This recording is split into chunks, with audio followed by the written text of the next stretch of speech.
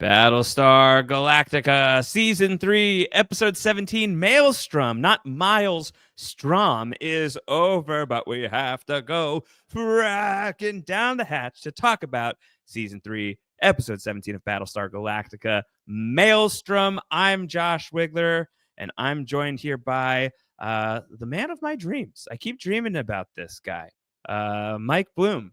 It's you. You're the one. You're the one Jo- I've been dreaming about. the secrets of your dreams are between you and a painted wall and myself. Josh, I'm so excited. A lot of white paint. Well, there's a lot of white paint on this as well. There's I a was gonna lot of say. white paint. I Yeah. could blend in. I feel like that Gautier video.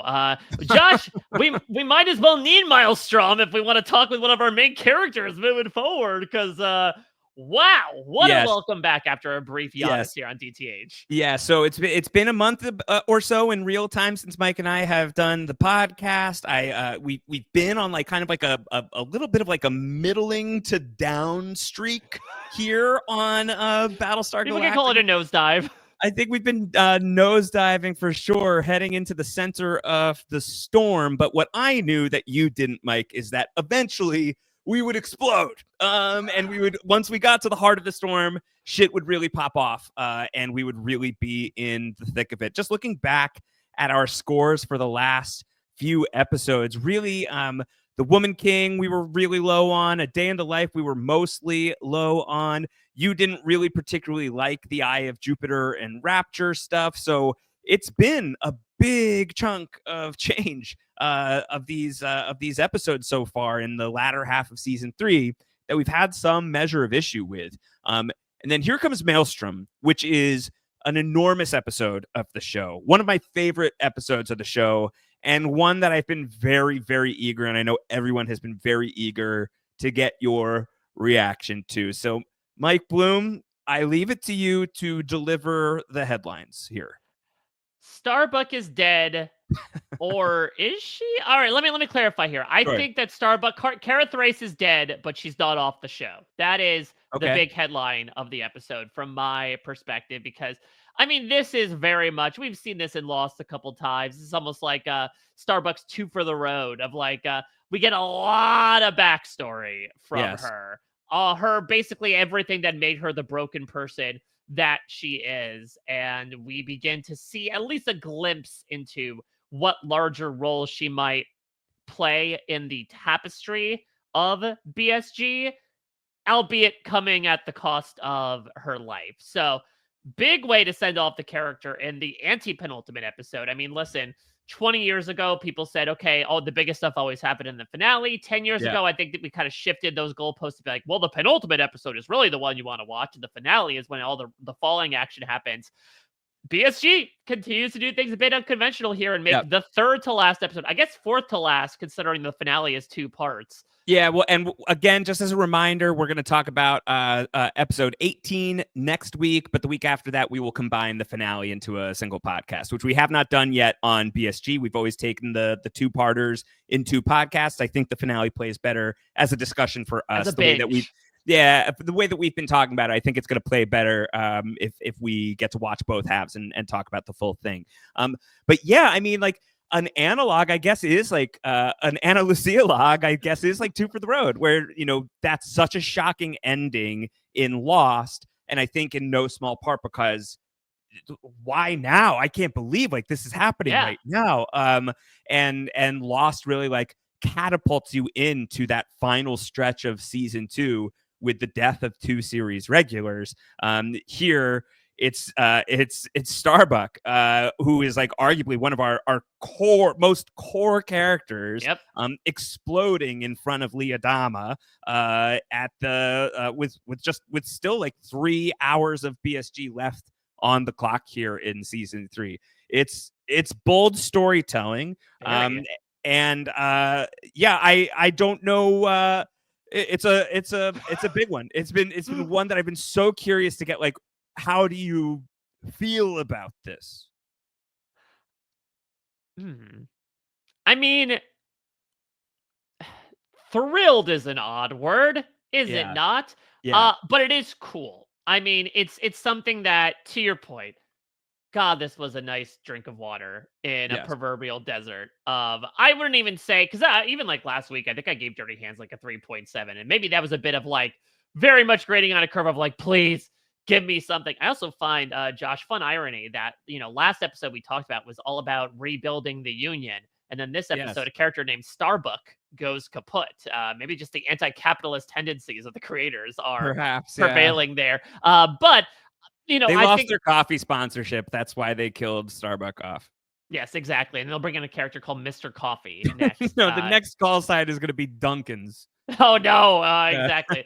America runs on fuel and Dunkin', the call sign. Africa runs on Dunkin's. That's right. Yeah. But I think that I'm still trying to chew on whether this felt like we were leaving stuff on the table for Starbuck by the time we sent her off. Again, let's compare it to Ana Lucia. I think certainly in the moment we're like, oh my God, I thought this character was endgame plans.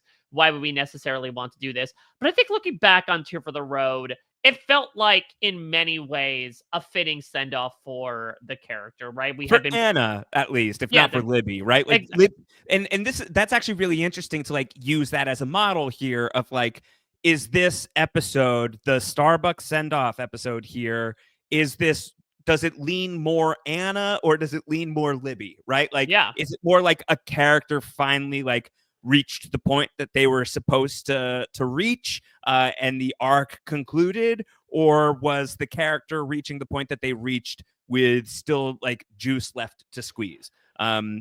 I think that's a question for you to wrestle with right now, for sure. Yeah, well, I think for me, I don't want to say both and go fancy Fencerton here, but I think there's a difference between the macro and the micro. I think from a micro character-specific perspective, I am okay with where this landed. Because I think, listen, Starbuck, we've heard many, many times that she is a fundamentally broken person. And so to get the ability to look inside, now listen, maybe not what was responsible for the entire break, but at least the largest part of it, I think made a lot of sense, as well as allowing her to finally become whole again. Yeah. I think what we realize now in retrospect was that this was a person that was masking a fundamental part of herself that has been manifesting since she was a young girl about this idea of fear and trying to portray herself as, the whip smart, snarky, fearless pilot. It's overcompensating for a lot in a manner of speaking. And so from that perspective, I really did feel the final moments of Starbuck where, she tells Lee that it's okay. She'll see him on the other side, to let her go, etc. Like, it felt for the first time this character was at peace. It's something that we have very frustratingly wrestled with, Josh, up to this point. There's a reason why before this episode, she was the LVP leader of the season, is because she is someone who is consistently feeling like she wants to pursue something, and then once she's the dog that catches that card, she's like, well, I don't know what I want to do with it anymore. Let me move on to the next thing. It was the sense of dissatisfaction. And so for the character to find that sense of satisfaction was something that did feel deserved to me, especially with a bit of the latent backstory that we got. I think where I'm still kind of wrestling with is the macro of it. Is this idea that, okay, Starbuck is special, Starbuck's destiny, etc., etc., and especially bringing in a lot of the mythological elements in this episode to the point where she's talking with like the ghost of Christmas past and present, maybe. We'll get into that, certainly, but that seems to indicate for me a larger role that she'll play, which also indicates to me, Josh, that I don't think we're done with Katie Sackhoff on this show. Right. That's what you said earlier, and I wanted to dig into that a bit more because I think like it's so reasonable to go through this episode, especially with what we experienced on Lost, and like Terry O'Quinn comes to mind, right? Like like big. Oh no! What if a Cylon takes over Starbuck's body? So I think it certainly like very fairly for you, an educated TV viewer, certainly who maybe hasn't watched BSG before, but has watched a crap ton of television, has podcasted a crap ton about television, to question like, is this really it? Like, is this actually where it's going to go? And so I knew that was going to be a conversation coming into this. So talk me through it a little bit more. Well, because I think this idea of this liminal area between life and death. I mean, again, how can we not go back to Lost? How can we not go back to the fact, Josh, that the entire conceit of the final season of a show that you and I spent 300 plus hours talking about exists for this exact reason? That the final twist of that series was, oh, you're existing in this purgatorial limbo state between life and death. So I would imagine if anybody like ats us with, I can't believe you spoiled the ending of Lost on a Battlestar Galactica podcast. Let me just be the first to tell you that at the end of the day, this was and always will be a Lost podcast. And also, like, listen, certainly there are a number of people who maybe did not feel the way Josh and I did about that reveal in the end. So actually consider yourself informed that you can now go into that final season with that lens and perhaps be able to appreciate it a bit more in the moment. But I think what I also fixated on as well is going back to, obviously, a lot of DNA is going to exist in the Eye of Jupiter and this little mandala that ends up carrying over here. But I thought back to Deanna's entire pursuit as well, that the reason why she kept doing live, die, repeat Tom Cruise style was because she wanted to also experience that liminal area between life and death. So the fact that, they say once is a coincidence, 2 times is not, something like that. I feel like the fact that we got this down mentioned before. 3 is a trend. So who is the third in this thing that you're describing right now? We shall see. But I think for me, the fact that this conceit was brought up earlier. Now, again, I don't think Starbuck is a Cylon, but I think there is certainly still this area of spirituality that the show and characters are looking to explore. Maybe a bit of it is wishful thinking because Katie Sackhoff through this episode is just such a freaking Starbuck performer that I feel like the show would be doing themselves a massive disservice by wiping a character off the board for a season and change. But I feel like even if it's just her being Fontaine at the end of Les Mis, being like, oh, so-and-so, you're about to die. Let me guide you into the spirit realm. Right. I think this is not the last time we're going to see the character. A little fall of rain can hardly hurt me now. And I mean, you could argue that her and Lee were kind of like the Marius and Eponine. A little bit, yeah. Yeah, that's right. And she went beyond the barricade, it seems like. So anticipating that we were going to get into this side of the conversation, Mike, I decided that I would write down 4 possibilities for what happened here. Oh, I like this. Only one of which is true. Okay. So this is a literal multiple choice question you're giving me. Yes, about like what happened here in the macro sense. Okay. Yes. As far as like where the story is going, obviously I won't tell you. But as far as the macro of how this happened, let me lay out 4 possibilities. You ready? Okay. Yeah. Possibility 1, Starbuck's dead because it's what the writers decided worked best for the story. Okay? Yep. Possibility 2, Katie Sackhoff was unhappy shooting in Vancouver and wanted to leave the show. They echoed her. Possibility 3, this was a studio decision because Katie Sackhoff got arrested for drunk driving in Vancouver and they had to fire her. Those Vancouver police laws, man. And possibility 4 is I'm lying and none of what I said was true. Ooh. Now, Josh, as much as I don't want to call you a liar, I feel like I might as well go with the catch-all. Okay. All right. Well, it's 4. All right. Well, we'll track. We'll see. We'll see how it goes. We got a lot of episode to talk about here. What do you mean we'll see? Will we see in this podcast? I was going to say, what is it? Is Katie Sackhoff going to break the fourth wall next episode and be like, hi, I'm Katie Sackhoff? You're probably all shocked by what happened, by the way. Mike, there are a lot of behind-the-scenes tidbits here about Battlestar Galactica that we will not be able to discuss until we're done with the show, the whole thing. Really? So, we'll have like a fairly epic, I think, like post-series podcast. We'll break down the finale when we get there, and then when we get to the when we get through the finale recap, which we will not spend 8 hours doing, I promise. We'll spend 16.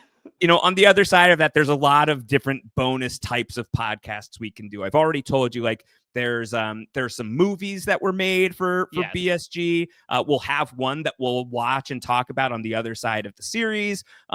Maybe we'll dip into the Caprica TV show for a bit. What the world needs is more me talking about Sam Anders. Thank you very much. We'll see what that's all about, and maybe we will check out a little bit of the original BSG as well, if only for a one-off. And of course, there's going to be a lot of just like, why did this happen? Why did that happen? Like things that I can't say right now. Like even after a moment like this.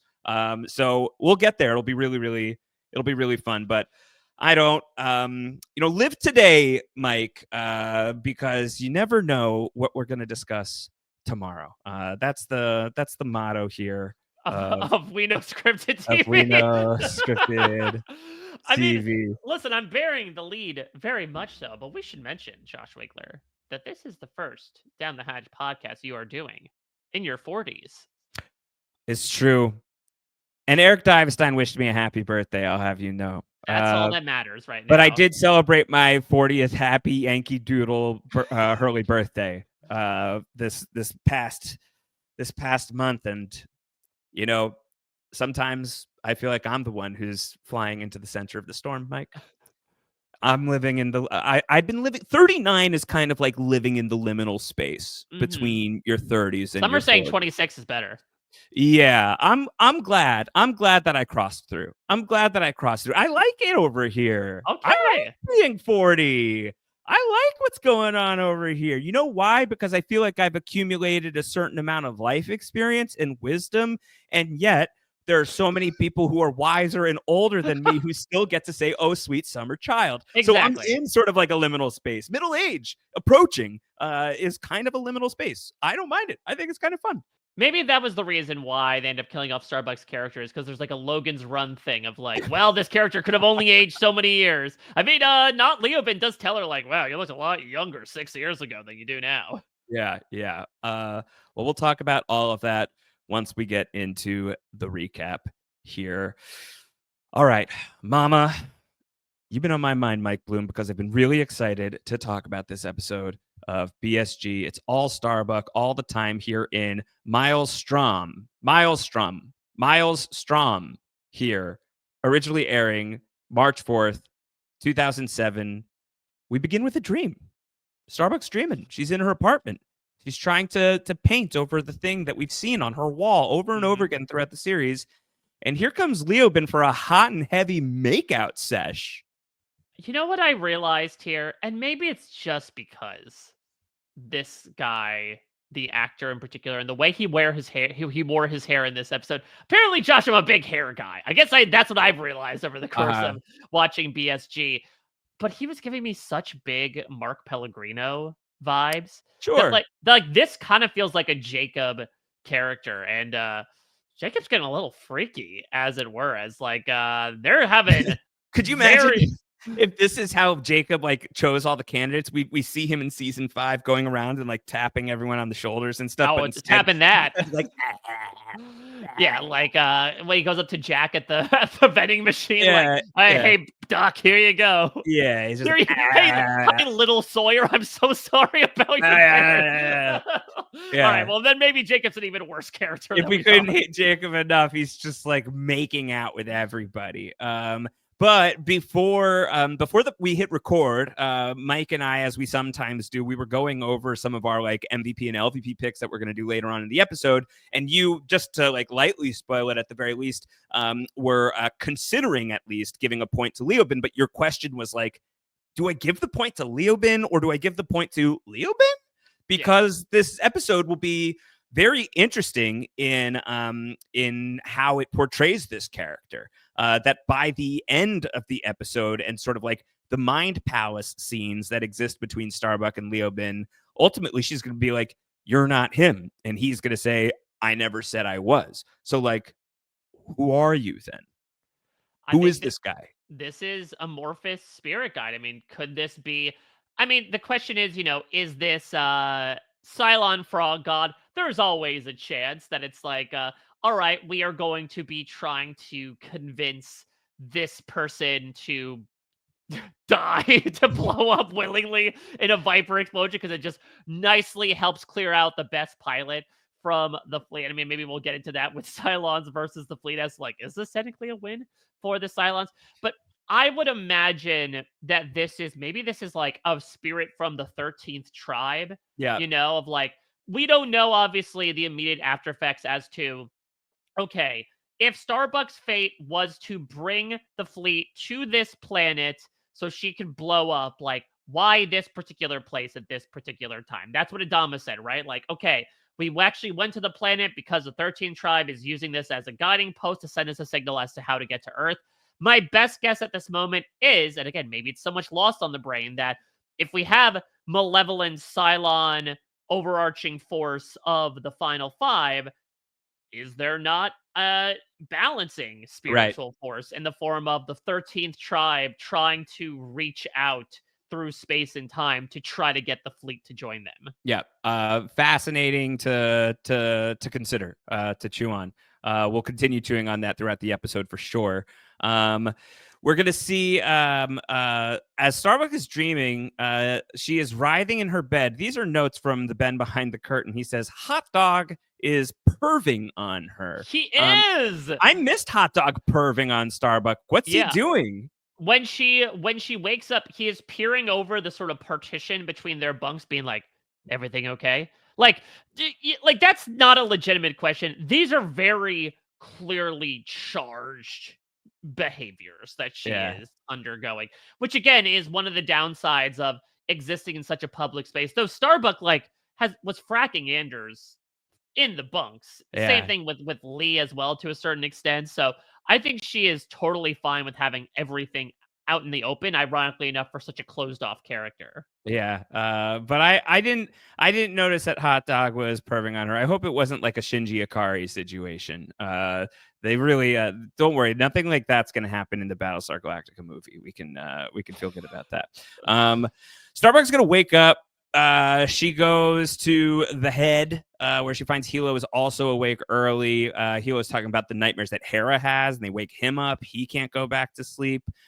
Starbuck tells Hilo that she just she lays it out. She's like, I've been dreaming about the mandala. Like, I've been dreaming about Leoben every night. Well, because remember that he was the one that went to her with the mandala and was like, "Hey, I remember this from when I crashed in your pad for a couple weeks over on Caprica. Do you remember this at all?" And so now she's like, "Frack you! You got this entire conceit of the episode in my head, and now I can't get it out." Well, do you appreciate that? Because it wasn't so long ago. I mean, at least in podcast time, it was in real time that you were like, "Are they ever going to like connect Hilo back to this thing?" Because they sort of just like set that up. This episode does at least pick up that ball again. Yeah.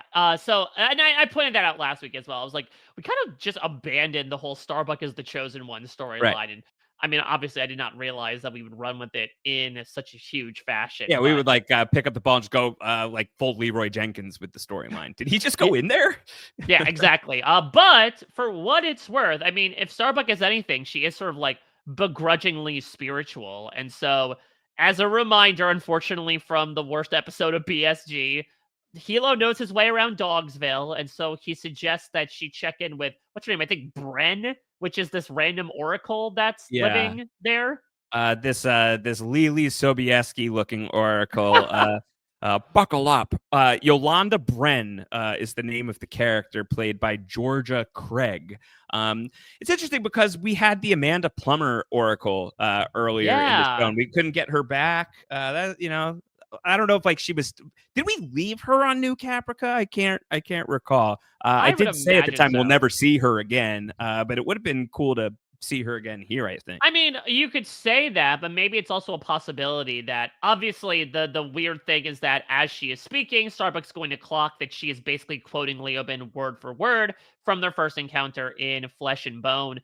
So maybe, again, it's just this amorphous spirit that's been communicating through all oracles. So theoretically, we are meeting Amanda Plummer's character again, but it's because Amanda Plummer had no character. It was the form of somebody else. So Hilo's going to recommend that, and she ultimately, before the thing that like kind of pushes her to go, I think, is like she sees this like. Again, it's very Jacobian, right? Yeah, like, it is, right? You know, and a little bit of like Jack and Kate at their worst, right? Like seeing hallucinations on the island. Though you and I puzzled it through during our DTH rewatch. It's like, oh, that's the smoke monster, right? Well, the smoke monster effing with them. it's very funny because like you're talking about like I don't think we're done with Katie Sackhoff on the show, and like I brought up Terry O'Quinn as the analog, and that's like Man in Black sees Baby Jacob running around. Yep. Here's Starbuck seeing Baby Starbuck running around, and so that's going to be the thing that pushes her to go to the Oracle.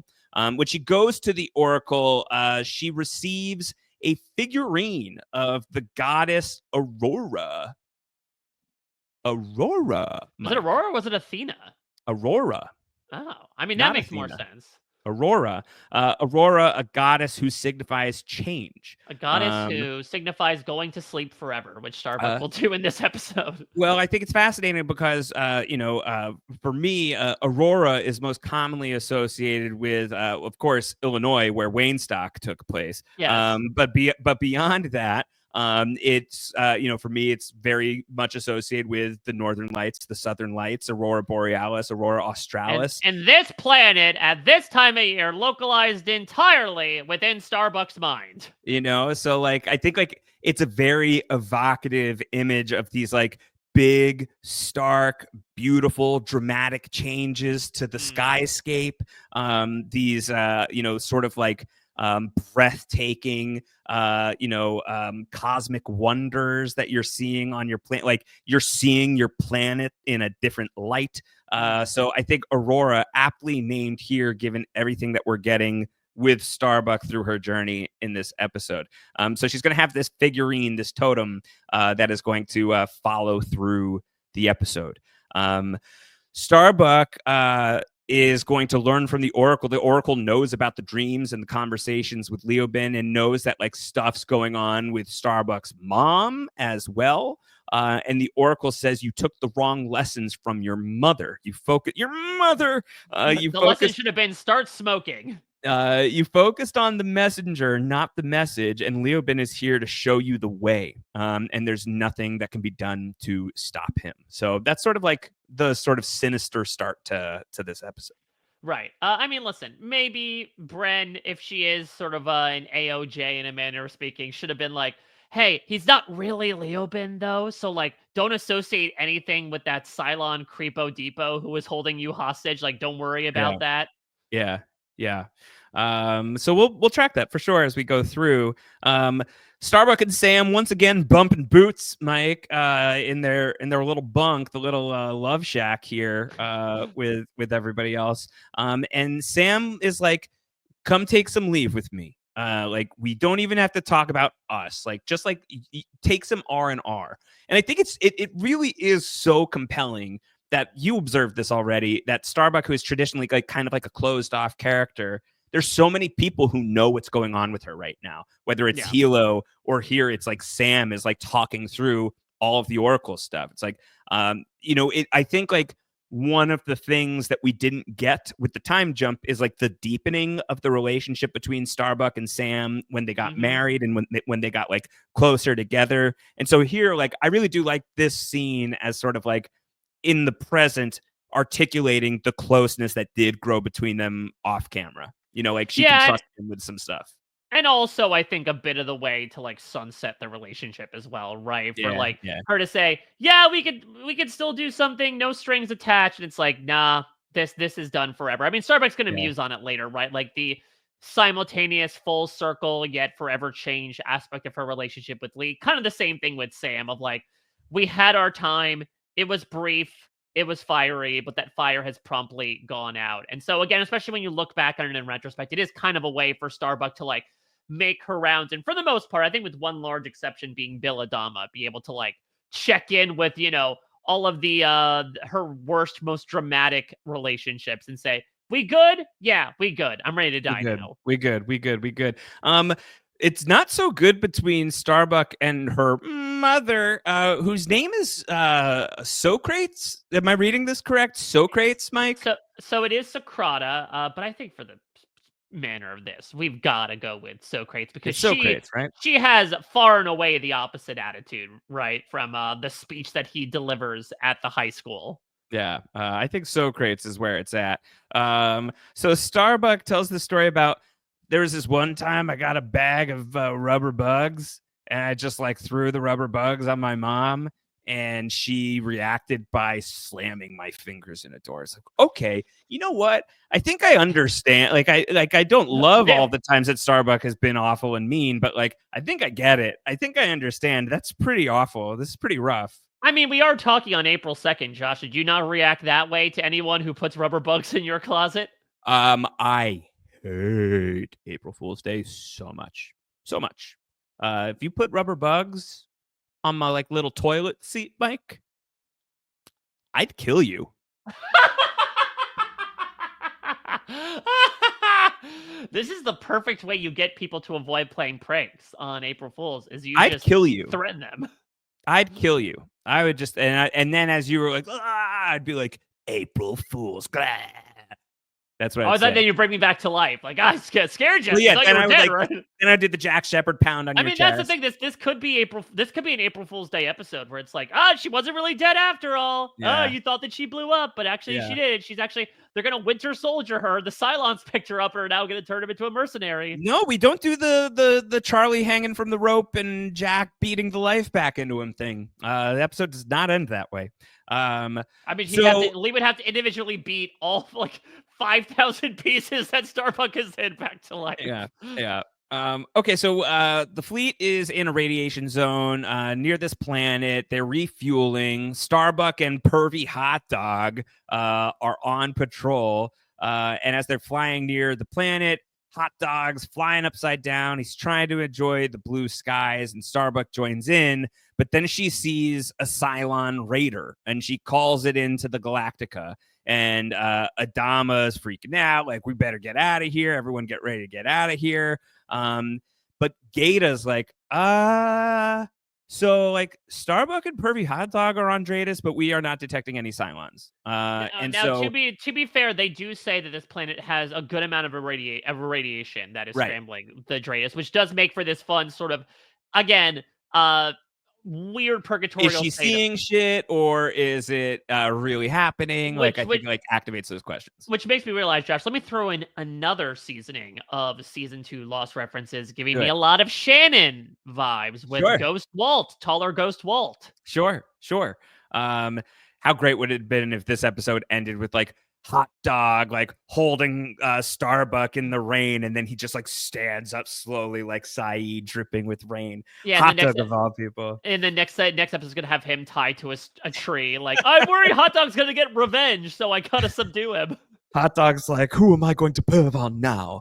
That was a big question Saeed had, I'm sure. So Ty mentions the radiation. It's been messing with the Dratus on basically every ship.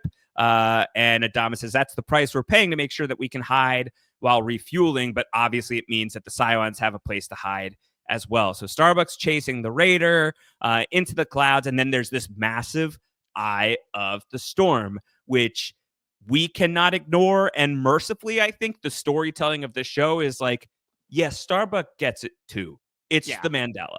It's the thing. This has been the image that has been with Starbuck her entire life. Again, as we're sprinkling Lost seasoning into this episode, because I think this is a very Lostian episode of Battlestar Galactica. That's the thing, and really, really. One of the reasons I love this episode. It's really giving Lost. Yeah, because it's all about, again, spirituality, purpose. Why were you put in this specific place at this but also time? Like flashbacks, broken but also, childhoods, like fate and like predetermined outcomes, and like Starbuck having always seen this thing, and now she's confronting her fate. It's giving Faraday, I think, in many ways. So Apollo's down here as well. He and Hot Dog, they can't find Starbuck. Starbuck sees the Raider, shoots at it. But it turns and flies right at her and starts shooting her, and she gets hit. And Starbuck doesn't relent. Galactica and Apollo both warn her that she's getting too low and reaching the planetary hard deck. What is the planetary hard deck? Yeah, I'm wondering about that. Is that like a fun military term for like the crust of the planet? Or is it just that they had metal structures built on there, and she would hit the deck hard because she's about to fly directly into it. Yeah, what is a hard deck in the context of aviation and specifically fighter pilot training, according to Chat BSG? A hard deck is a minimum altitude that pilots must maintain to ensure safe maneuvers and avoid ground contact during training exercises. So that would be the planetary hard deck that she is getting way too close to. Yeah, that's basically it's sort of like a she's going too low. She's going to get crushed under the pressure. Like she's flying like it's the opposite of flying too close to the sun. Like exactly too far from the sun. it's the buoys in the ocean, right? Like if you swim out past this, then it's going to be really tough to recover you. Same thing here. When to your point, it's more about proximity than it is distance. Correct. Okay, so they're like, "Yo, Starbuck, pull up," and eventually she does. She finally complies and lets the Raider get away. And then, compellingly, when they get back to the Big G and in the hangar bay, Chief is there. He examines Starbuck's Viper for damage. There ain't any damage. Starbuck goes to the briefing room to look over her camera footage, her like gun camera footage. There's no sign of the Raider on that either. Paranormal activity. Hilo says there's no Dratus contact. Athena says, like, we're looking at your cam footage. And Lee says, well, maybe the Raider jumped away before it hit. And Racetrack is here being like, maybe it wasn't ever there. And Starbuck is like, it was there. It was there.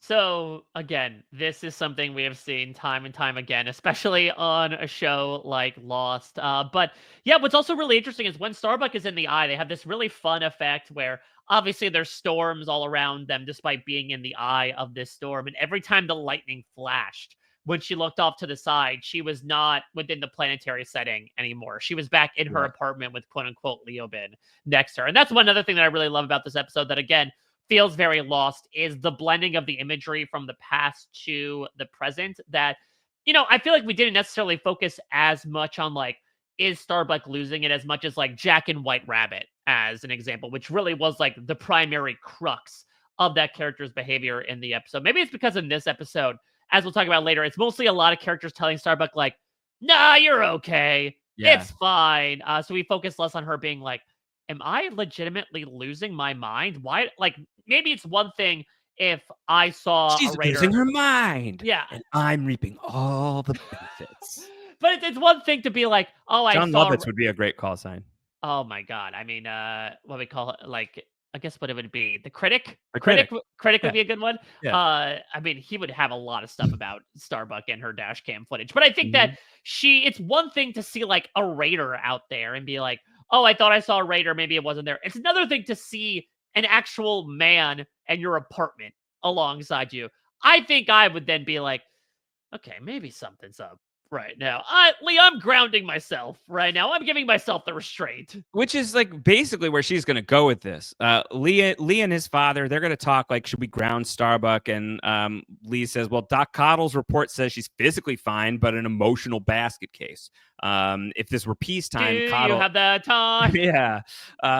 In peacetime, Cottle would ground her. Adama says, Lee, it's your call. Even the best pilots can burn out. And the question is, can she handle it when the bullets start flying? So we get a really good scene with Lee and Starbuck in the Remembrance Hall. And if this isn't forecasting where this episode is going, she wants to, they basically are giving each other like instructions on what to do if one of them passes before the other. Starbuck wants her picture to go next to Kat. Lee wants his to go next to Nick and Nora. Sorry, Duck and Nora. Yes, their infinite playlist. That's why Lee's next to them. And that's the other thing as well is like, I don't know, maybe that was a sign that Lee was not going to die. Because like, of all people, really? Duck? What's Lee's relationship with Duck? He didn't even have anything to say. All I said was like, they're good card players.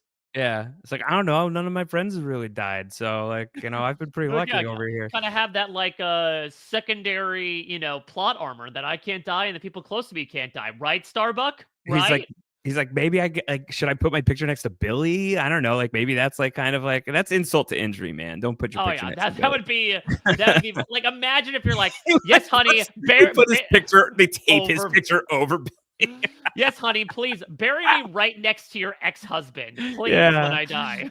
Man, incredible. So Starbuck's like, so what's the call? Am I grounded or not? And Lee says, I trust your eyes over Dratus. I trust that something could have been there if you saw that. And Starbuck's like, you don't think I'm nuts? And he says, oh, no, I know you're nuts. You have been since the day I met you.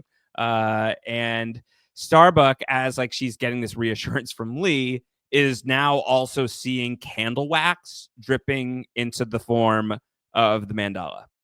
Yeah, I didn't know if it was candle wax or if it was like, you know how sometimes when water's dripping in a cave on the rock and it has that sort of like weird luminescent effect. But yes, it's somehow forming that pattern. The weirder thing though, Josh, is this next scene when she talks with, I guess what will end up being her last conversation, at least from what we see, with Bill Adama and Laura Roslin. When they call her name, the lights turn out for some reason. Like, I don't know if this was purposeful or if this was like a best boy accidentally hitting the light switch during the film, and they're like, we got to keep going. We only have so much daylight to burn. Yeah, best boy is a good call sign as well. We get the classic, what do you hear? Nothing but the rain, then bring the cat in. So like, again, like they're rolling out the red carpet here.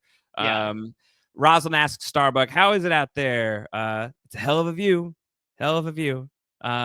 Before she leaves, Kara gives Adama the Aurora figurine for his model ship that he's been building. Adama recognizes Aurora as the goddess of the dawn. And so they ask, and then, I think Starbuck's dead. It's real. It's happening. Yeah, she was about to take out her teeth and give it to him as well as a memento. Oh, man, yeah. That'd be incredible. Kara Thrace is a constellation. Starbuck, in the spirit of the Pyramid Olympics, let the games begin. Yes, that's it. Starbuck is going to have a moment even with Chief, and she wants like a moment away, just alone with the Viper to sit in the cockpit. She sees her young self again. She continues to have flashes of her mother and various versions of the Eye. And she sits down and she's just like, what's going on? And Chief and Lee start talking like, I think maybe you need to talk to Starbuck. She seems like pretty messed up. So Lee goes and talks to her. And now she's the one who's like, I don't trust myself to go back out there. I don't trust myself to do this. I don't think it's a good idea. Lee Adama is the one who says, trust me then, and I'll fly your wing. And God, the pause is as pregnant as I thought Kara Thrace might have been via Lee Adama's cock earlier this season. Yeah. I mean, it's like, I'm actually surprised, in a 42-minute episode, like, they held on him for what, like, 3 to 4 seconds as he just sits there looking at her before he finally responds. And you could tell it's like a very concerted decision that he makes, that despite how complicated their relationship is, as she will muse at the end of this conversation, that like he does inherently trust her, that he feels like at the end of the day, I mean, he'll vocalize this to his dad as well, that like she is someone who up to this point, and maybe one of the reasons why she does end up going the way that she did is because at the point that Lee has known Kara throughout her entire life, she is someone who has basically staked her entire identity at being a pilot, right? Like, I might be a frack up, but I'm the best damn pilot that you'll ever see. And so for him, it's also like doing his own version of therapizing for her, of like, I'm going to help you feel like yourself if you are flying the Viper right now. And I'm going to support you in this moment by flying alongside your wing. But again, especially in hindsight, what a way to send off a relationship that has given me so much in this world, so much joy, so much anger. When, Starbuck is able to say the quiet part out loud and is basically like, hey, things with D are good, by the way. Okay, this is officially dead and buried. How ironic is it? Just like me. Yeah, exactly. How ironic is it that now we're back to where we were when the miniseries began, except without the charged romantic tension. It's just the woe-begotten CAG and his upstart head pilot who can't listen to authority. All right, we're going to go fly with Starbuck and Lee. And once again, here comes the Raider. Starbuck sees it again 30 minutes before they're supposed to get back to the Big G. Lee calls it in, Dee confirms once again no Dratus contact. But Starbuck is committed. She wants to get the Cylon. She wants to shoot her shot. We're about to jump, but Lee loses sight of Starbuck, loses sight of her on Dratus. And as Starbuck is chasing the Raider, she experiences flashes of brief visions. Her ship gets hit by something, causing damage. She passes out. An alarm starts beeping. And now, in like a little bit of, let's sprinkle in a little bit of flashes before your eyes. With the painting as well, right? Except they didn't do red paint around her, white paint. White paint this time. And there's an alarm clock in her apartment in Delphi. And she is waking up, and Leoben is there. And he tells her, we got a big day ahead of ourselves. And Starbuck says, I'm not here. I'm unconscious on a Cylon ship. You're playing mind games with me. And Leoben says, it's not games. It's destiny. Which is a game. Which did come after BSG, though. Yeah. Wow, the real egg on those Cylons came from the moon. Yeah. Real egg on the face on the writers here. Unless this was Destiny to put this line in to create a game called Destiny, let alone Destiny 2. Fascinating, Mike. You never know what all the tie-ins are like here. Was Destiny the game that had Peter Dinklage voicing the robot? Yeah, that's what he says. He goes, that wizard came from the moon. And yeah, they had to recast him because he just phoned it in so hard that everyone was like, no, we can't do this. See, the thing is, though, in retrospect, especially over the past decade or so, I wouldn't even call that a bottom 10 Peter Dinklage performance in retrospect. Yeah. It'd be nice to have a little bit more and I say this as somebody who really actually just enjoyed Dexter Original Sin quite a bit. I was about to say, he's showing up.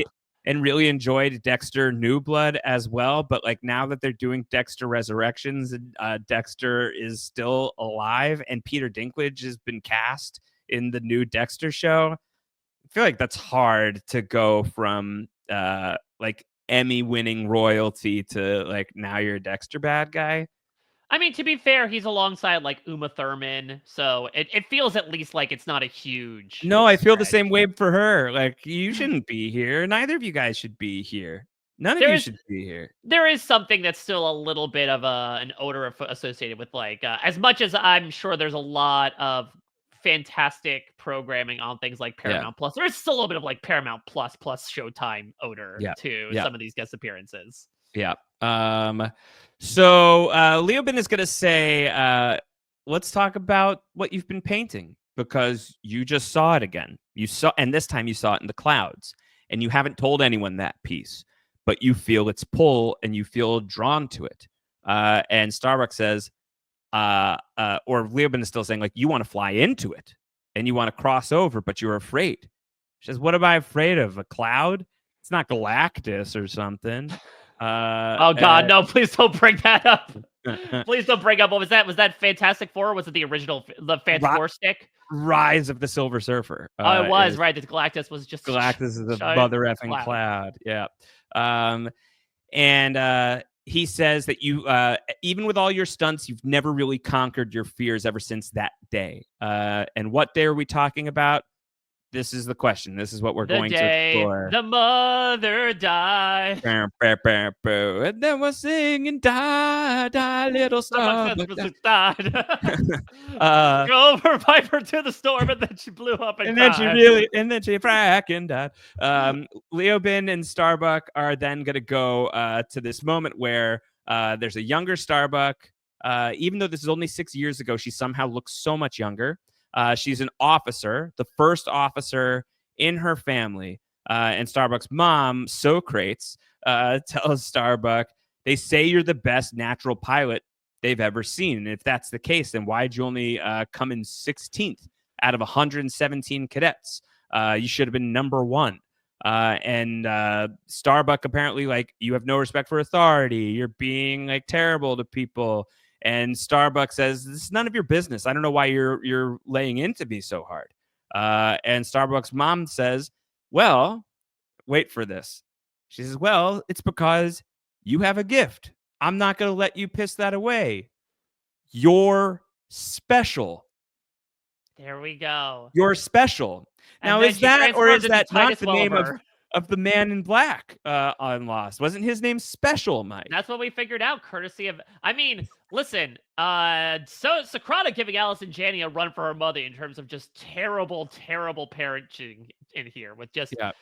absolutely awful, awful. Like it's simultaneously stage parent while also just being physically and verbally and emotionally abusive. I mean, was it not Socrates himself who once said, the one thing we know is to know nothing? This woman believes that she knows a lot. A lot. Oh, you were destined to do this. I mean, it doesn't even seem like in the matter of, oh, I spiritually believe that you are destined for greater things. It's more so like we know that I believe she was in the Marines. I think Starbuck is going Right. to say earlier that like It's this is like you're just pissed because you never were an officer. right. So it's like, okay, it's again kind of a little bit of like almost I'm thinking of Tanya Harding's mother of like, okay, you're gonna be what I couldn't be. And I'm gonna make sure you're that at the cost of essentially And yet, your ironically, sanity. it was Starbuck who was having the knee problems. Exactly. We could say that Leo Ben clubbed her in it. Yeah. Cylons did. He was real the was it Jeff McCucci, I believe his Uh-huh. name is, or Galooly. Jeff Galooly Got it. was the name Yeah. of Leo Ben here. But it's really harsh light. Now listen, I would say it's at least better than the frightening, horrific story of her mom slamming her hand in a door on Right. purpose. Right. But it certainly shows that the abuse still carries over, considering that this is their last conversation that they'll have, where she's reading over a cornerless letter from the oncologist affirming that she is going to die, that she has cancer. She smoked one too many Marlboros, but she doesn't necessarily care in this moment. And she asks Starbuck, why should you care? And so Starbuck's going to say, fine, if you don't want me to care, I won't care. I'm going to Yep. walk out the door right now, and you're going to sit here for 5 weeks looking at that door like a dog, waiting for me to come back. And much like that tearful final chapter of a certain episode of Futurama, her master will Oh, not come back. why did you have to do that? Why did you have to hurt me on a weekday? I don't want to think about that. I It's got too hurt sad. by this episode, Josh. I guess Hurt that's people fair. hurt people. I guess that's fair. Leoben says, well, your mother waited. She waited 5 weeks hoping you would come back. And Starbuck said, I was just too afraid I couldn't watch. And Leoben says, it's not too late. She's still waiting. And so Starbuck opens the bedroom door. Her mother is there going through the scrapbooks and other memories that she kept of Starbuck. And I really hope these were, by the way, like real life childhood photos of Katie Sackhoff. I'm not sure if you can probably, reveal right? that much. And so Starbuck is just like surprised that she kept all of this. And so she's going to talk to her mom, and she's, confiding in her mom in this moment of like, kind of like, it's giving Jack and Christian, right? It's like everybody dies sometime, kiddo energy. Except And she's kind of telling that to her mom. right. But it's a really sweet scene because like some of this feels like you can read this as the Mind Palace, and we're just Right. really internal with Starbuck. Yeah, that's We're like also- I'm giving you the opportunity to get the closure you need. To your point, you could also see it literalized as like she's been living in this purgatorial state for 6 years, and she's been waiting to have this closure before she can move on. Right. But there's like, if you want to go there, right? Like we're in some sort of like strange radiation vortex. Like did she somehow actually go back? Like, did this happen? Is this like a whatever happened kind of thing where she doesn't realize that like Sawyer was watching Aaron get born the whole time? And so it's a really, really cool scene because there's a lot of different ways you can read it, I think. And one of the things that's like, being able to get this closure, like not necessarily like forgiveness for all of the things you put on me and inflicted upon me in my life, but at least like peace with it, where, Starbucks says, something's about to happen. I think it's the thing that you had been preparing me for my entire life, but I don't know if I can do it. And her mother says, yes, you can, because you're my daughter. And Starbucks' mother takes her hand and this time doesn't break it, but she dies. Yeah, which is, again, whether or not this is the real McCoy or just a projection, I'm not entirely sure. Because, listen, there are Absolutely. Projection is a loaded word, of course, as we know that's the way that the Cylons experience reality. Exactly. But this idea of this final reconciliation, and certainly there have been cases where people, when they are facing the idea of their mortality, look back with nothing but regret. And especially given the story that we find out about Socrates, hearing her be like, oh, I waited around with remorse for 5 weeks, realizing I said the exact wrong thing and how much I treasure you, but not in the way that I call you a quitter when you only finished 16th out of 117 cadets. Like, I realized how wrong I was. At the same time, there are a lot of shitty people out there in the world, and sometimes those shitty people become parents. And there are a lot of people out there who don't end their relationship with that reconciliation. There are people who quite literally go to their graves festering in their own selfishness, in their own negativity, in their own frustrations, in their own skewed worldview against the people that they love most and who they have profoundly affected with their own activities. So, like, I could imagine from a TV perspective, maybe this is really her, and like she has become so regretful of all the things that she did. Like, oh my God, I was abusive to say the least. I apologize. I should never have done that to you. At the same time, I could very easily see this be a case of like Starbuck hearing what she wanted her mother to tell her. Like totally. if I had come back through that door at some point in the next 5 weeks, maybe this is the conversation that I could have had. Whatever it serves as, it's more so, again, not the messenger, but the message, which is, as not Leoben is going to tell her, like, death is not this huge, scary thing. As once was proselytized, Josh, by a world-famous monk, it's all about drops from the ocean, right? Being splashed up into the air and then returning back from whence it came. It's not an end. It's just merely rejoining the homecoming. Right. Which is, again, very Cylon coded, of how not only is death not the end, but this idea of being part of a general consciousness. Yes. And that's basically what Leoben is saying. You're free now to become who you truly are. But we should say Leoben in quotes, because Starbuck says, you're not Leoben. You're not him. And he says, you're much less creepy. He says, I never said I was. I'm here to prepare you to pass through the next door to discover what is between life and death. And then the Giacchino score comes. That's like the only thing missing from this scene, I feel like. 2008 is when it aired? 2007, I believe, is when this episode aired. airs. So, well, I'm also trying to think about when does this fall in the context of Doralton knowing how the series ends. Like, could you be like, I got something I've been noodling on, I want to try out on this other show. Yeah, let me just triple check when. So Lost season 3 would be happening right now, at the same time as BSG season 3. Yeah, so maybe they already had an end game in mind. Was like, all right, let me use this as sort of my hard deck. Like, this is my test environment, my sandbox to see. Hey, Bear, this is your cousin, Michael Giacchino. Yeah. You know that life and death sound you're looking for? Can I try this out on your show briefly and see how it works? I'm working on something like 3 years from now. Your kids are gonna love it.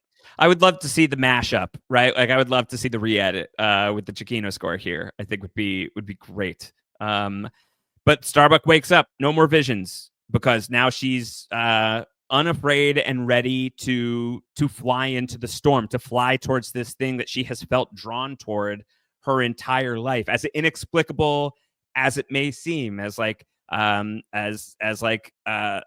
fatal as it may seem. There's a calm to her. There's a peace to her. There is this feeling of, like she has said previously in this episode, even of like, I make my own destiny. We make our own luck, and then I think here in this moment is like, over the course of this episode, is having like the second half of Lost Jack Shephard journey, right? Of like, I don't believe in destiny. And then like, maybe he was right about everything, to like, he was right about everything, and this is why I'm here. And Starbuck seems to be at that place at this moment in time. She's going to continue pursuing the Raider. Everyone is listening in. Dom is telling Lee, like, get her out of there. And Lee tells her, like, climb or you're dead. And she continues flying down. And Lee sees her. He says, I'm coming to get you. And Starbuck says, I'll see you on the other side. And she closes her eyes. She smiles after saying, let me go. Let me go, Mike. And her Viper explodes. And it's unambiguous. You see the explosion. You see the Viper exploding. You see that there is no parachute. There is no Cara Thrace, as Jack would say. And it's like the response in the CDC, in Adama's quarters, where he has the figurine of Aurora that he puts up on the bow of the ship that he's been creating, that he then angrily destroys, not unlike what happened to Cara Thrace herself. We close the episode with 41,399 survivors, down from 41,400. Goodbye, Starbuck. All right, so we gotta get into this a little bit, because I thought the execution, quite literally, of this scene was so well done. I mean, Starbuck going full Kevin McAllister, but so sincerely, I'm not afraid anymore to Lee. You heard what I said? I'm not afraid anymore. I mean, maybe where she's go. I hope wherever she's going, they've got a whole cheese pizza just for her. I mean, with the corners cut, obviously. I mean, her mom was kind of like the snow shovel guy, in a manner of speaking, right? This large, menacing specter looming over her, and the more she talked with him, the more I don't know. I think she was giving Bird Lady, personally. A little bit, though. If Socrata had thrown bird seed all over Leoben to get attacked at the end, then maybe that would have been the piece. It makes sense, because she basically gives Adama a turtle dove. You know, like the Aurora figure. But it's just such a beautiful way for Katie Sackhoff to play this, again, quote unquote farewell. I don't know if this is the last time we're seeing the character, but we are in this form, where she just has such a differential tone to her voice. Where we have seen Starbuck relieved before, we have seen her happy. Again, I go back to that moment in Unfinished Business where Lee is nakedly calling into the ether that he loves Cara Thrace, and she is laughing her head off. But this has such a soft tone to such a hard-edged character, where, and again, talking about what she is able to pass forward, right? When her mom didn't necessarily tell her, let me go, I'll see you on the other side, but that's kind of the implicit message, was that she was ready to go now after getting this closure. And now in this moment, Kara's maybe not that she understands everything, but she understands why she needs to be here in this moment. And so she is happy to walk through that next door. It's not that she's leaving the house. She's just walking into another room, and it's only going to be a matter of time before people join her. I love that final image as well of, she is bathed in this white light, and she closes her eyes, and we see a younger version of herself close her eyes as well, and she's smiling. And I don't know, I would imagine in that moment, for that brief split second, she has kind of thrown her consciousness back into this form of this girl who probably had very few opportunities to smile in her life, who lived in fear, who found a rare moment of levity in putting fake bugs in her mom's closet and paid heavily for it. This is somebody who did not know the meaning of a smile, who through her adult years oftentimes used a smile to mask a veritable maelstrom of emotions behind it, or who smiled but always thought that she didn't deserve to smile, that she didn't deserve people to smile back at her. This is a moment of peace from one of the most war-torn characters in the show, internally and externally. And I just thought it was such a beautiful image, because in an episode that's all about, one of the reasons why we see in Lost, Kate ignoring the horse, as an example, is some of these characters don't want to encounter that version of the past, because not only of a challenge of their own, sanity, but what it reminds them of. And this was, I think, her opportunity to embrace that part of herself, to allow her past and present to mix in this particular moment, to then allow the future to be embraced. And that's what's so interesting as well, is that there's always a lot of talk from more of a mechanical perspective on the show about the future of, okay, we've got to make sure that the fleet has X, Y, and Z. Okay, we have to make sure the Cylons are not here. We have to make sure we get to Earth.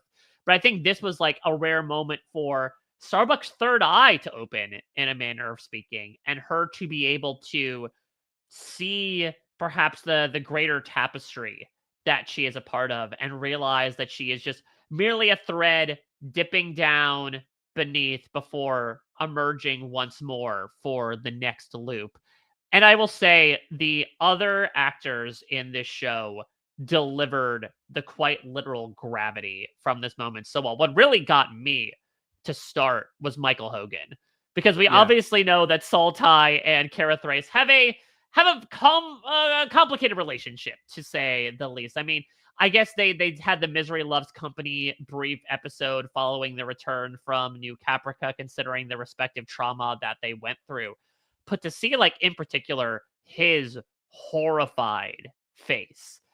You know, this is one of the guys that you would imagine if the news that Starbuck was dead got relayed to him, he would be the one that would have the most steeled reaction. But even he has cracked his visage.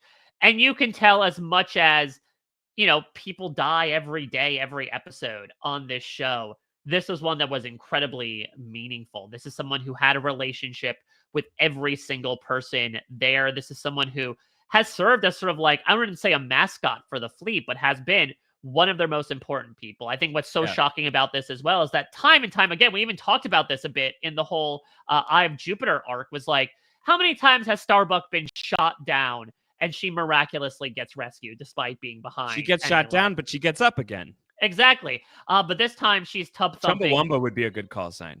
I think it's a little too many syllables. But now she is sort of this is a time where that has not happened, and obviously it all culminates in a moment that certainly had me tearing up.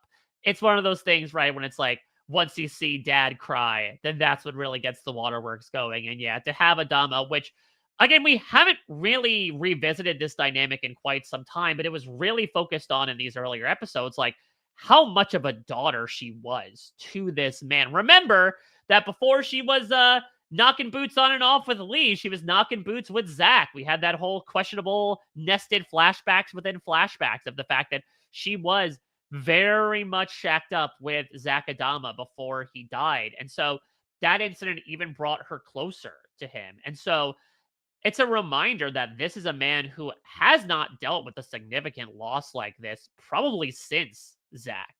And I'll be very intrigued to see how this character moves forward from it, because as we've been talking about a number of times, this is someone who, if you talk about just sort of push your shit down and smile and go to work, this is a guy that's in charge of the fate of humanity.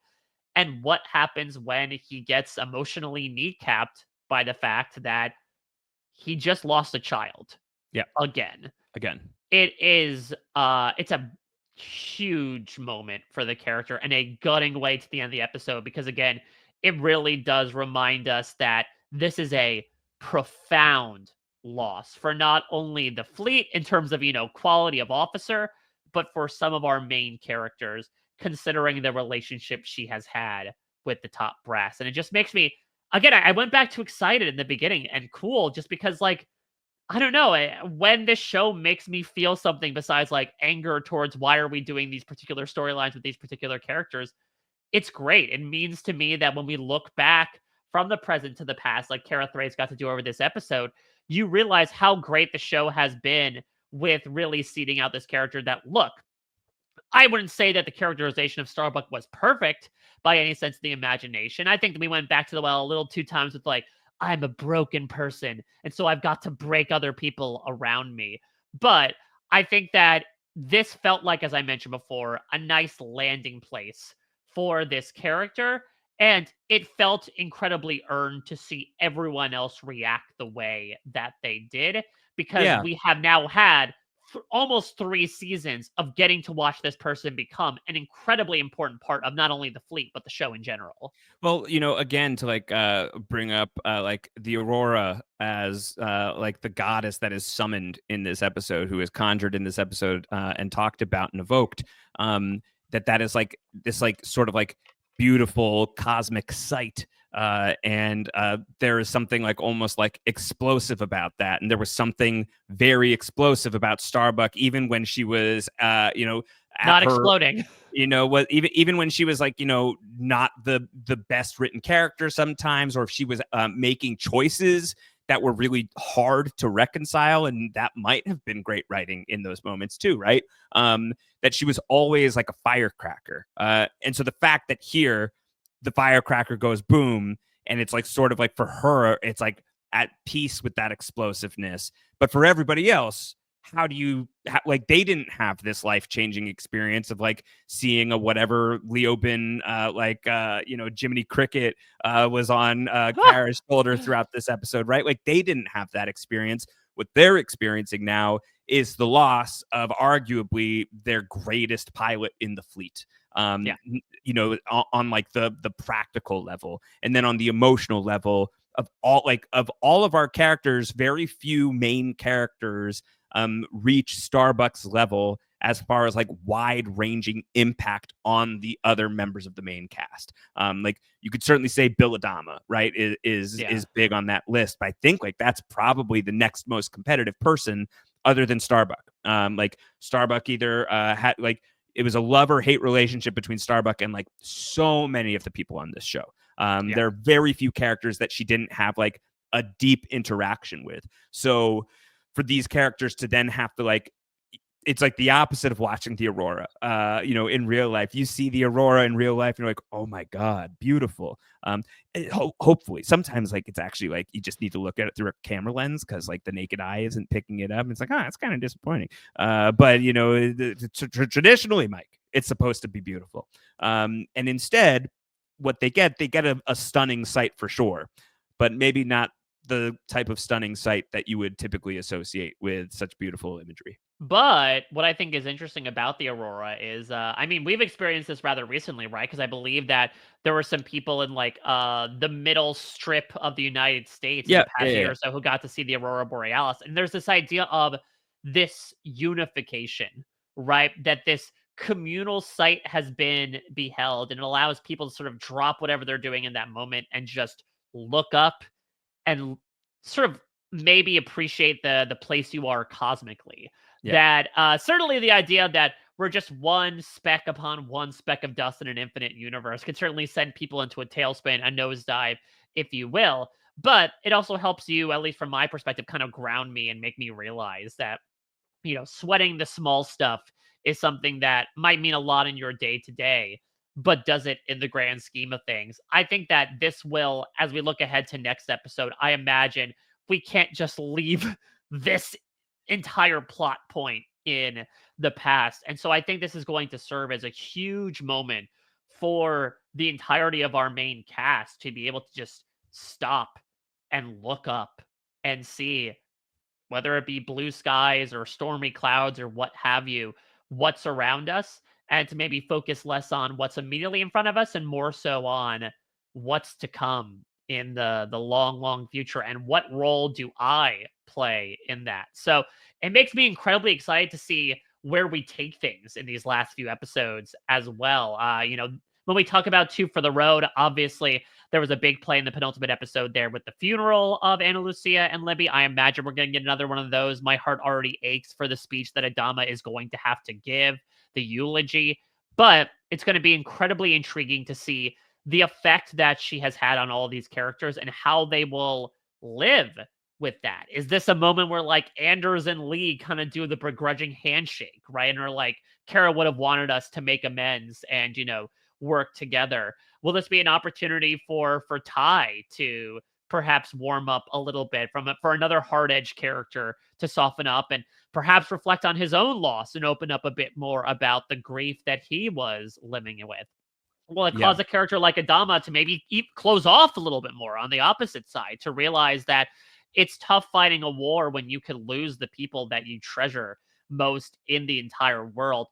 Again, the thing that excites me about this is not necessarily the loss of the character, but more so the possibilities of what it opens up for everybody else. I would even say for like Gaius Baltar, I'm really intrigued to see how he's going to react to this. Obviously, him and Kara had a bit of a they had deep impact with one another, Mike. Exactly, and that's a different asteroid in a manner of speaking. Talk about Armageddon, but could it be more so like if he believes that now he's not a Cylon, does that then promptly flash in his head the idea of finality, of death? And does that make him more desperate to try to get out of this trial and move on to whatever's happening next? This is such a seismic event in the history of BSG. I would argue one of the biggest, certainly the biggest since we had the whole new Caprica stuff at the end of season 2. And so, while I am so saddened by the loss, I think to your earlier point, decades of watching TV and especially the appreciation and love of a show like Lost, which is all about moving on and the importance of not necessarily languishing in loss, but more so relishing in wins and the benefits and impacts that people brought in our lives as they chance through as we're two ships passing in the night. It makes me really excited to see what a post Starbuck BSG is going to look like. Well, before it's a post Starbuck BSG, we got to do some MVPs and LVPs this week, Mike. And I think this will go fairly quickly because we're going to pile a bunch of MVP points on the Starbuck, of course. Really just beautiful stuff with the character and phenomenal work from Katie Sackhoff. I'm giving her 2 points. You're giving her 2 points as well. Yeah, there's a really great scene earlier where it is all done in a single shot of one of the times Leoben is talking with her, and she, walks over from the wall and just sits down on the coffee table and just stares and is kind of mutely responding to all the things that Leoben is telling her. And again, it does not cut whatsoever. And the way she's able to deliver that, again, it's bittersweet because as much as I think this entire plot point is going to bring in the losses moving forward, it does come at the cost of at least a little bit of Katie Sackhoff in our lives, which is sad because, again, Starbuck could be an incredibly frustrating, unscrupulous character, but if there was one actress that I felt could have lifted this performance to not make the character seem as frustrating as it was at all times, it was her. And so I think this really was a tour de force performance to send off the character. Having said that, she dies, so I'm going to give her an LVP point also. Yes, the cosmic scales must balance each other out. Though, does she die, I guess is the question, or is she just moving on? You know what? If she doesn't die, I'll revisit the point. How about that? So I will give my final MVP point. We mentioned this before. I will give it to this odd Ghost of Christmas Past spirit that takes the form of Leoben and walks Starbuck through her previous trauma. Because look, I don't know what this is, but it seems like it wanted Starbuck to ascend into, the next space, and they succeeded in their goal. I don't know what nomenclature we should use for this. Yes, you asked me this before the pod, and you said, should it be like Leoben ? Or should I group this with like Leoben proper? And I say follow your gut here, Mike. I think I'll follow your lead on how you wanna score this, and also however you wanna how do you want to name this? Okay, yes, I'm gonna call this one Leoben Kenobi because it reminds me a lot of how Obi-Wan in the original trilogy, right, was giving Luke the guidance through Force Ghost. Leoben, of course I know him. He's me. Yeah, so I'm gonna say that it's different from the character. I'm gonna call him Leoben Kenobi because he was providing a lot of spiritual, otherworldly advice to our young Jedi.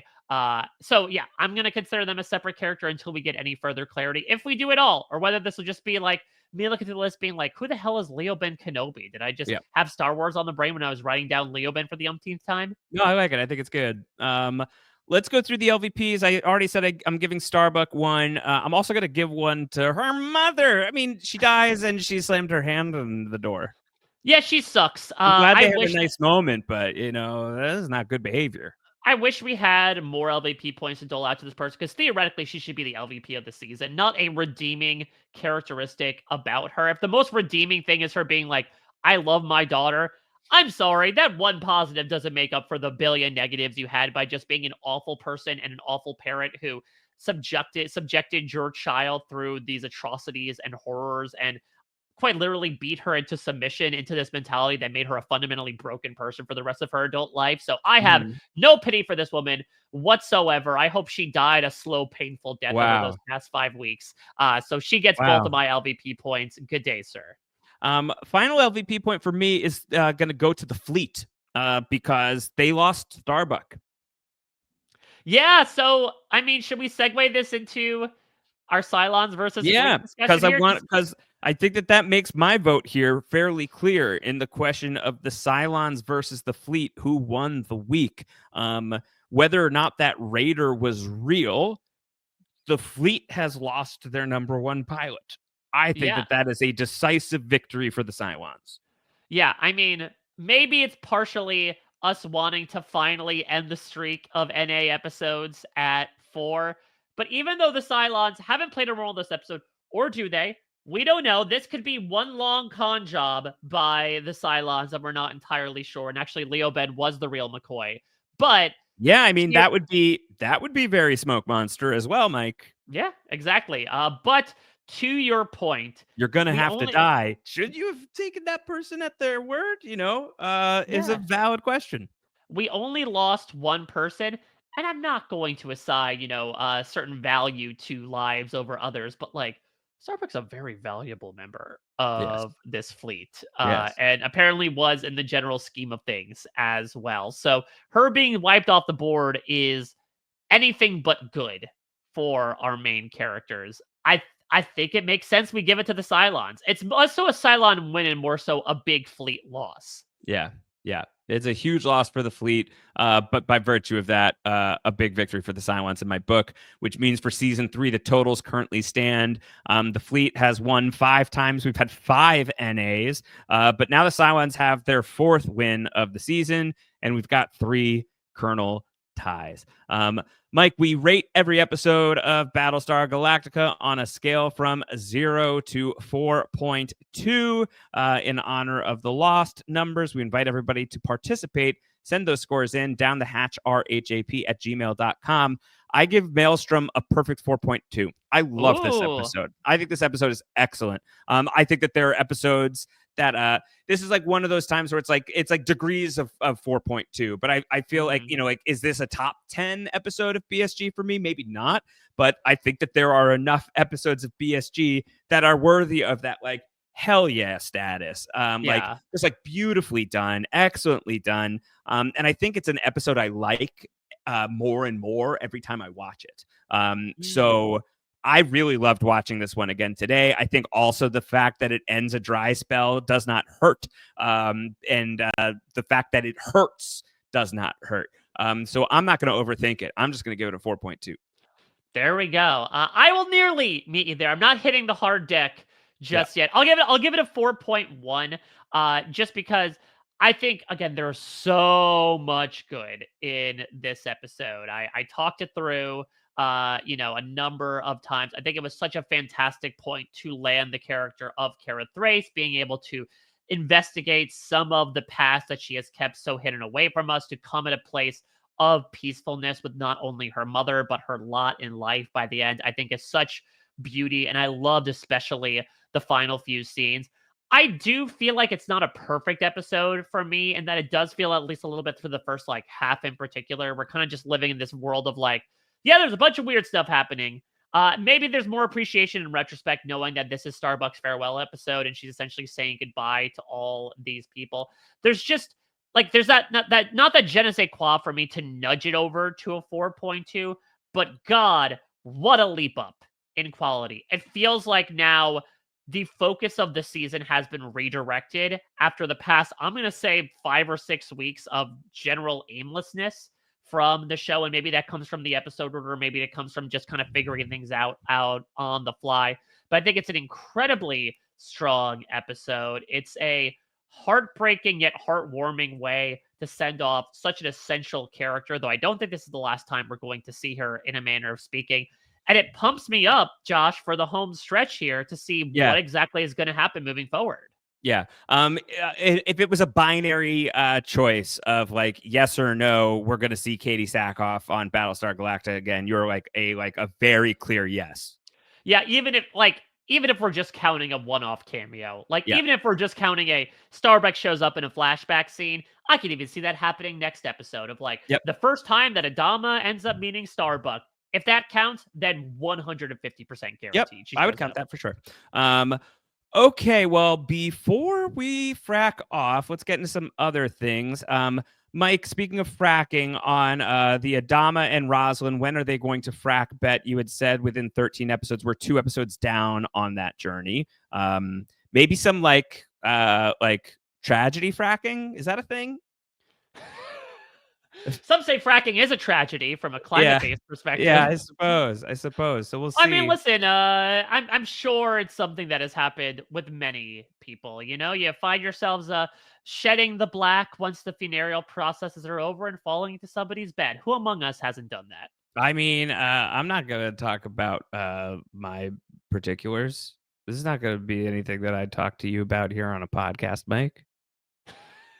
You've already showed so much of yourself, Josh. Is this your 40s now? You're going to be completely closed off about I'm done. I'm done telling anybody about anything about myself. I finished.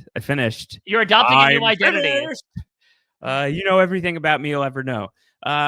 Mike, deleted scenes from this one. What do we got? What's interesting is, I feel like actually to the detriment of those episodes, the past couple I've been a few like, oh, there's actually some very choice scenes that I'm surprised didn't happen in the episode proper. This is not necessarily that. They mainly left a lot of the good stuff in the episode. Mainly, these are just extended versions of the previous scenes. We see a lot more of the paint sex that Leoben and Starbuck get into, where he's telling her, like, don't fight it. She finally tells him that she loves him and, like, seems to at least mean it in the moment. There is actually a scene where Guy Talk style, Starbuck just like unloads a clip into one of the little pieces of paper at the firing range, imagining it to be Leoben, and Lee's like, that's why I'm keeping you up in the Viper, because you're the best shooter that we got. The one thing that I will highlight is that there is only a slight extension to the Lee Starbuck farewell scene when he confirms to her that he's not grounding her. And what's interesting is that if you recall, at the end of that scene, Starbuck talks about their full circle aspect and says, I guess that's all we'll ever be now, huh? And in the cut, Lee doesn't respond. In the extended scene, he does. So it's a little less open-ended, where he says that things turn out like this for a reason. So that feels more so like a big sense of closure than maybe the initial take, which is like, oh, maybe Lee's hinting that it's not necessarily closed all the way. He didn't answer that question, but no, he does answer the question. They just cut out those few seconds. Interesting. Okay. Anything else? That's basically it. There's another scene of like Starbuck is looking at her Viper. She's having flashbacks and she blows up on Tyrell before she actually blows up, being like, this thing's leaking hydraulic fluid. I was going to die up there. Right. Okay. Well, yeah. More of the same. There's, there's some notes that the great Brendan Fitzpatrick behind the curtain has provided, not from the Galacticast actually, but from the official BSG podcast. When Ron Moore was on it. Initially, there were going to be 3 trips to the gas giant, and it was going to be during the second trip that she had this hydraulics issue that you're talking about. Instead, they consolidated it to the two trips. There's a lot of information in here that I think is quite compelling. The one that I like is Katie Sackhoff had to sign an NDA in regards to this episode because of like all of the interviews that would go on and all of the press that would happen. And so, Katie Sackhoff was like, I'm an overdramatic actor. I'm supposed to go out there. I'm supposed to sell it. And so had said it was a hard thing to keep a secret. I told key people. I told my mom, my best friend, my boyfriend. My publicist didn't even know. Is what she said about this. And the publicist is like, what, tearing their hair out, being like, no! Yeah. That's one paycheck out the window. Yeah. Another interesting thing, I think, is to like sort of like locate you, Mike, in where we are right now in the arc of Battlestar Galactica. Because according to Ron Moore, he says that this episode, Maelstrom, for him, is the first page of the 3rd act of the series. He believes that with this episode, the show is well on its way to completion, and is now in Act 3 out of a 4-act structure. That's really interesting because usually the end/beginnings of chapters are more fittingly reserved for finales and premieres. So, I mean, I'll especially be intrigued to look at back upon this decision once we complete season 3 and see how that ends, to be like, okay, how would we have felt about this major death being in the finale? It certainly would have been less shocking from like well, they'll probably do something in the finale that's Right. a big twist ending that's going to shock and surprise a lot of people. But to have, it's sort of like in the Lord of the Rings when like Return of the King just kind of like you know how in the movie they bring in the Shelob spider stuff that's actually from the Two Towers book, so they're kind of Right. like meshing these two. It's not Yes. as succinct as covering one book per movie. It feels like they're kind of doing that here. Well, we're technically starting the third and final book, or they say it's three out of 4 chapters. Is that what they said? Yeah, a great show that I don't believe you watched, The Expanse. You've never seen it, right? I've never seen The Expanse, no. The Expanse, what I've said about The Expanse, which is based on a book series, and I believe that the writers of the books were like heavily involved in the show as well, is that often the book that they were adapting, they wouldn't just adapt it in a single season. It would be like 1.5 seasons they would adapt a book. And so like the 1-to-1, it wasn't quite that clean. And I had never really thought about it in this same way necessarily with BSG. I certainly do have like a couple of points of like where it's very clear that we've entered a new phase. And whether or not that's always tied to a premiere or finale, I think is a thing that I'm not going to weigh in on. And I'm also talking about that even like historically through stuff we've talked about already.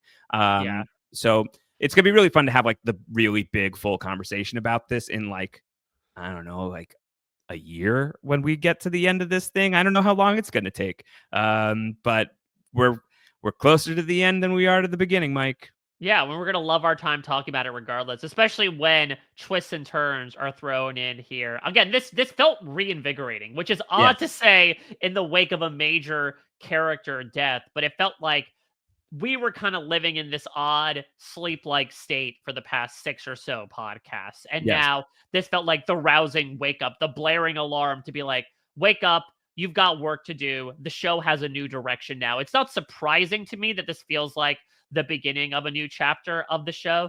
The question is, what's lying ahead in the pages? Well, don't skip to the ending. We're gonna get through it chapter by chapter. Were you ever one of those people, especially in the days of like hardcover books, that you would just pick up the new Harry Potter book and just skip immediately to the end? No, I wasn't. I was with those books in particular. I would really just like try and sit down and crush them, so that I wouldn't get spoiled on them. But they would always come out in the summers, and I would be working at camp, and God, some of those kids, big mouths. Snape killed Dumbledore and such. Josh, what are you gonna do? Just tricked you into revealing information about yourself. You've already blown your first goal of your 40s. Shit. Damn it. Frack. Speaking of frack, 11 fracks in this episode, 9 of which belong to Starbuck. So good on ya. How many does she go out with here? Again, I don't think it's the last time we'll see her, but where does she sail right now? 27 fracks in season 3 alone. 81 fracks across the whole show. Her closest fracker is someone she has fracked, Leah Dama, with 40 across the show. So by just a little bit more than doubling the second place fracker, Starbuck has 81 fracks. Wow, I'm surprised that Lee has jumped Ty. I guess Ty has just been stewing in his grief so much that he's jumped Ty. Oh my. But he's not nearly as explicit as he used to be. So there you have it. Next week, Mike Bloom, as we are barreling towards the end of season 3, we are getting into season 3, episode 18, called The Sun Also Rises, and that is S-O-N, Sun, Mike Bloom. Any predictions for what's coming next? So I think we got to get Starbuck Funeral. I think that is going to be first and foremost. I would not be surprised if that's just the opening scene of the episode, because obviously it's a huge moment. We need our characters to immediately live in it, if not for the entirety of the episode. And maybe I'm just taking the episode at face value, particularly with that punniness, but I think this is going to be a Lee Adama episode. I mean, we should note that we still have like one major plot event to look forward to, which is the trial of Gaius Baltar. Lee has been appointed to serve as sort of like part of this legal council because he has such a good moral compass. So I would not be surprised if, like, now that I'm thinking about it, the finale is going to include the trial in it. I don't know if it'll be the entirety of the finale because it is a two-part episode. And then this episode is sort of like we get occasionally in Lost, right? The like chess pieces, setting everything up, and Lee's now sort of having to reconcile with this massive loss in his life while also trying to live up to this big expectation, quite literally in his DNA of, all right, and now you have to basically put the man who's partially responsible for everything that happened in New Caprica on trial. It's all in your hands. Good luck. Okay, we will see where it goes next week when Down the Hatch returns to talk about the next episode of Battlestar Galactica. Make sure you are subscribed. Down the Hatch, Battlestar Galactica, wherever you get your podcasts. Tell a friend. We'd love for the word to be spread. Let's make this podcast explode. Oh, no, bad choice of words. Bad choice of words. You could also write in Down the Hatch, RHAP@gmail.com. That's Down the Hatch, RHAP@gmail.com. I'm at Round Howard, wherever you can find me on the internets. Mike is at a Mike Bloom type. Mike, what's going on? Oh, the big thing I'll plug, Josh, is that you and I will talk about a very different purgatorial space in just a few days' time. We're talking Murgatory. Oh, yeah, on that's right. Survivor 48. We're excited to have you back in the Survivor rotation. You are at bat this weekend to talk about your thoughts on Survivor 48. Yeah, with my tornado bat. Exactly. The torpedo, but close enough. Oh, so sorry. My bad. As we'll get into, I mean, you're just focused on storms right now, so it makes sense. Right. As we will get into all your thoughts about the wild season that's been 48 so far, and assumingly what's going to be a big episode as the individual game begins. So check all that out in addition to all the other stuff. I think I might have a Last of Us preview pod coming out soon, as well as we get primed for that. That's coming back not this Sunday, but the next Sunday. So plenty of stuff out there. Lots going on here on RHAP, We Know Scripted TV. Subscribe to WeKnowScriptedTV.com so you never miss any of what Mike is mentioning. It's not just Down the Hatch. We also have Last of Us covering, as Mike says, White Lotus wrapping up right now. Andor is coming as well pretty soon. We will have coverage of that show as well. We hope you all enjoyed this episode. I really loved talking about this one with you, Mike. I think there was a lot to really sink our teeth into, and more to come. Season 3, it had a dull stretch, Mike, but I think it ends really strong. We've just kicked that off. Really looking forward to the next 2 podcasts, which will cover the final 3 episodes of BSG Season 3. We'll be back next week. Until then, everybody take care. Bye-bye.